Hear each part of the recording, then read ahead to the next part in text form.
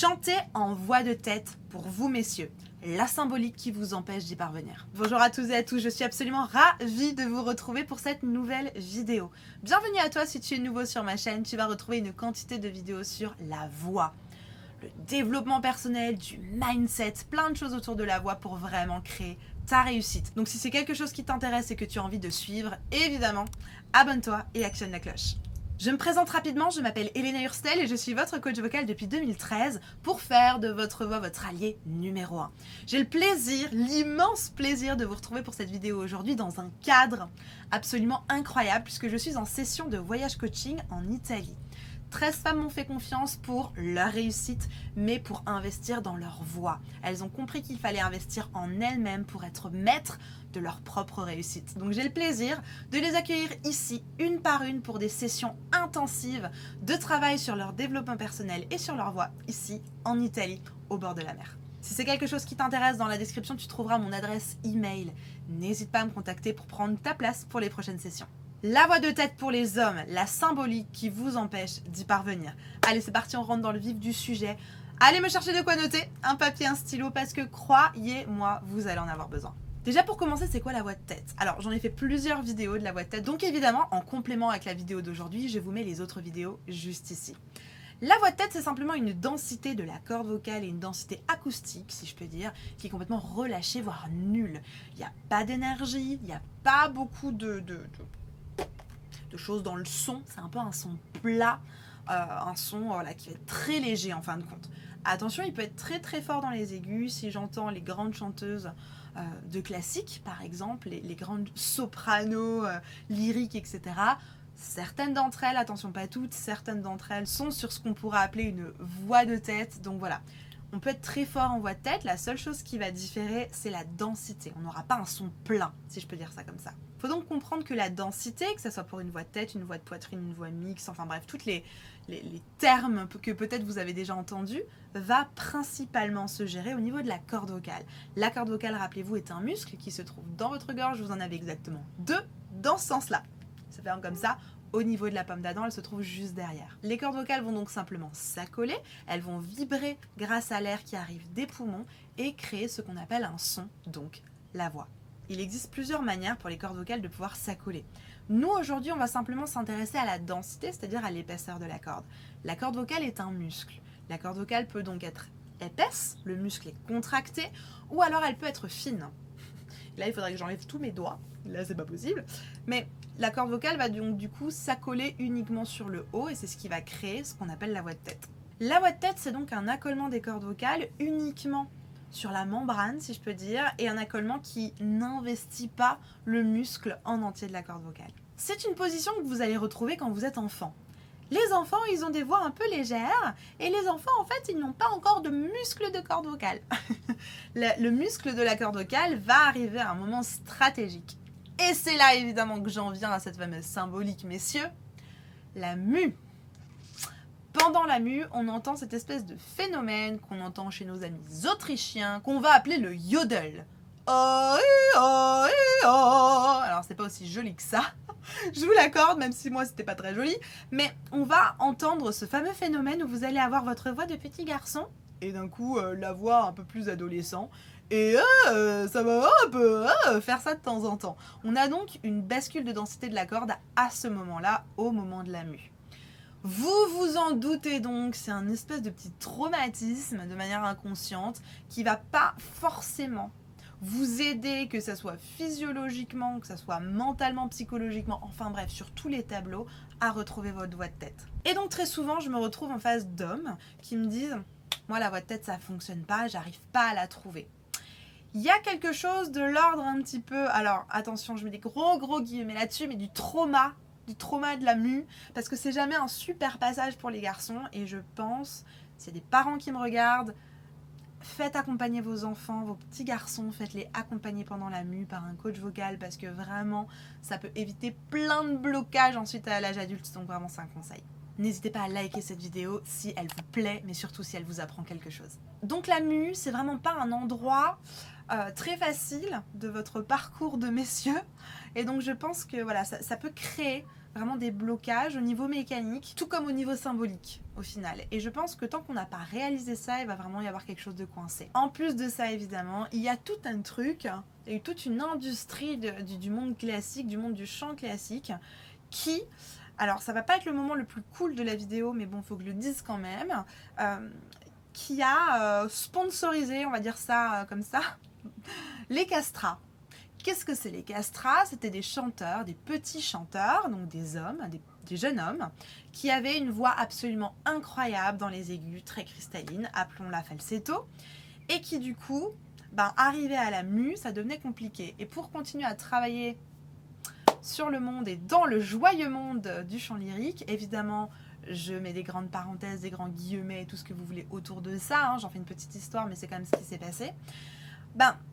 Passer par un phénomène pas très sympa, voilà, vous avez compris, un castrat, faut pas que je vous fasse un dessin, mais simplement un phénomène qui arrêtait les hormones et permettait à ces petits garçons du coup de garder leur voix d'enfant pour continuer leur carrière.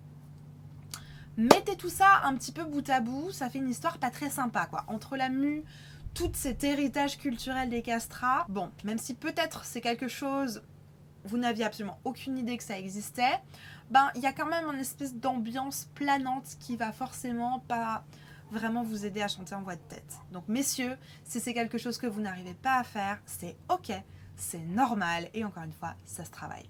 Je vais vous raconter une petite histoire. En 2015, j'ai donc passé mon diplôme chez Richard Cross à Paris, donc l'école de Richard Cross, pour le diplôme de formateur vocal. Et il y avait un homme d'un certain âge dans ma promo qui n'avait jamais réussi à chanter en voix de tête. Et donc, encore une fois, on avait essayé plein de choses au niveau mécanique. Richard Cross est donc quand même le maître en France pour ce genre de choses. Il a essayé plein de choses. Rien n'y faisait. Il n'arrivait pas à atteindre certaines notes en voix de tête. Il n'arrivait même pas à chanter en voix de tête en fin de compte. Et un jour, pendant la formation, on était sur le séminaire de l'oreille et on a travaillé un exercice par terre.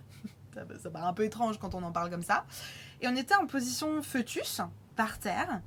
Et on devait... C'était pas l'oreille, c'était la rythmique. Le séminaire sur la rythmique.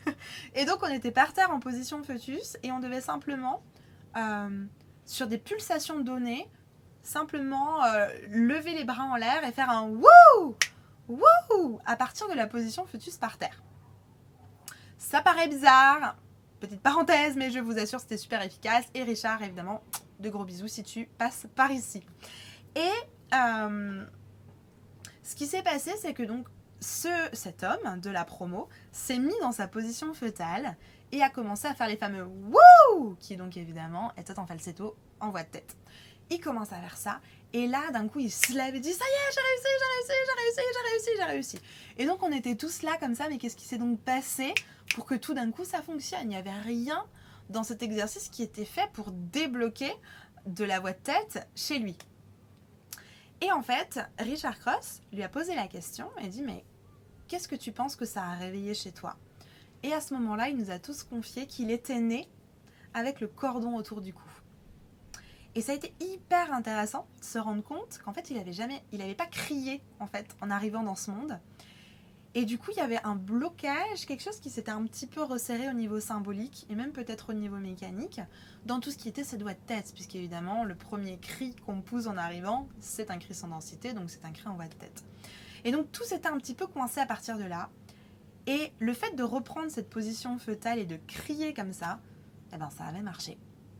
Donc tout ça pour vous dire que parfois, ça fait peut-être, je ne sais pas, des années que vous prenez des cours de chant, peut-être des années que vous chantez en chorale et vous n'avez toujours pas accès à cette voix de tête. Posez-vous la question s'il n'y a pas petite chose symbolique coincée derrière, parce que je vous assure, ça peut faire la différence. Il faut vraiment que vous voyez la voix comme quelque chose de complet. La voix, c'est pas juste des cordes vocales, un corps, c'est vraiment corps, âme et esprit. C'est votre histoire, ce que vous avez vécu, comment votre corps évolue, etc. Et j'en ai fait une petite vidéo qui s'appelle Les secrets de la voix. Elle est dans la description, n'hésitez pas à aller cliquer dessus, croyez-moi, vous ne serez pas déçus. Donc c'est super important que vous puissiez vous faire accompagner. Parce que parfois, vous allez vouloir y aller, essayer de déverrouiller ça comme ça mécaniquement, ça ne fonctionne pas. Il y a peut-être derrière une symbolique qui va vous coincer. Et ça, il faut que vous vous fassiez accompagner pour vraiment pouvoir trouver ce qu'il y a derrière. C'est important. N'hésitez pas à mettre en commentaire si vous avez une question, je serais ravie de pouvoir y répondre. Allez, on enchaîne avec un petit exercice. Donc du coup, Relâchez bien toutes vos tensions. Imaginez que vous avez de nouveau 5 ans et demi, messieurs. C'est peut-être un peu bizarre, mais c'est comme ça que ça va marcher. Ou imaginez la voix de Mickey. Ouais, salut les enfants. Voilà, la voix de Mickey, ça marche bien aussi. Imaginez, je ne sais pas moi, quelque chose, je ne sais pas à quoi ça peut vous faire penser, cette voix complètement lâche. En tout cas, essayez de vous fier à ça pour retrouver le bon placement. Donc on va partir d'ici. Relâchez complètement, vous relâchez les mâchoires aussi, dans ce sens-là, très vertical. Super, et on monte. Voilà, zéro énergie, vous imaginez, vous êtes enfant, vous avez 5 ans et demi à nouveau, et on monte. Si ça devient un peu difficile, on va le chercher de très en haut. On va faire ça pour la prochaine.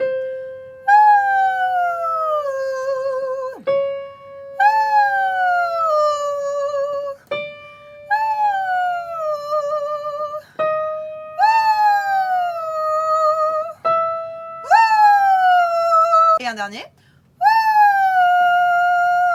Super. Aidez-vous avec ces petites glissades là comme ça, parce que le fait d'aller le chercher dans le très très aigu, ça va vous aider à trouver votre falsetto, donc votre voix de tête. Travailler sa voix, ça prend du temps. Travailler sa voix, c'est vraiment un muscle. Prenez-le en état de cause. C'est pas parce que maintenant vous avez regardé cette vidéo que vous avez fait 3 petits ou qui descendent que ça va régler votre situation. Prenez-le à cœur, faites-le un peu tous les jours, regardez cette vidéo, reprenez l'exercice. Mais surtout si vous avez besoin d'aide et si vous voulez que je vous accompagne pour qu'on fasse cet exercice-là ensemble. Dans la description, il y a un petit lien vers un formulaire. Remplissez-moi ce formulaire, je vais en prendre connaissance. Et si à la lecture de ce formulaire, je me rends compte que vous faites partie des personnes que j'ai l'habitude d'accompagner, je vous appellerai pour vous proposer un bilan vocal. Ce bilan vocal va nous permettre vraiment de savoir quelle est votre problématique et surtout que je puisse vous proposer une formation, un accompagnement sur mesure et efficace. Je vous le disais en intro, la voix de tête, j'en ai fait vraiment plusieurs vidéos. Je vous en mets une juste ici. Selon moi, c'est la suite du travail, donc n'hésitez pas à aller la voir. Vraiment, documentez-vous, écoutez plusieurs choses sur cette histoire de voix de tête, de zéro densité. Ça peut vraiment vous aider à trouver et être au bon endroit. Donc vraiment, allez regarder cette vidéo. Et en attendant, je vous souhaite une bonne journée, une bonne soirée. Prenez soin de vous et n'oubliez pas, tout est possible. Vraiment, tout est possible. À tout de suite dans cette vidéo.